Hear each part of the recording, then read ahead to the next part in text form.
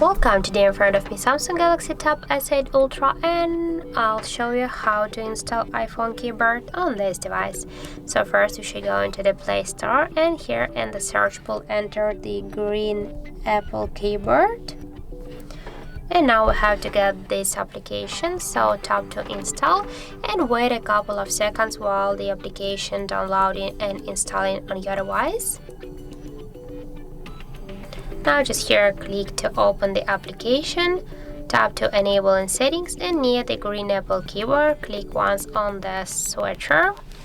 Now just here click to OK, and again OK, and now we'll go back, and here you should click to the switch input methods and switch your keyboard, Samsung keyboard, to the English United States keyboard.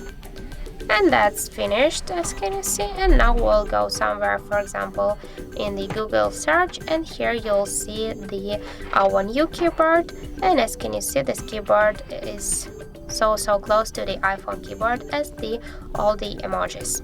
So that's it, that's how it looks. Thank you guys for watching, and if you find this video helpful, don't forget to leave a like, comment and to subscribe our channel.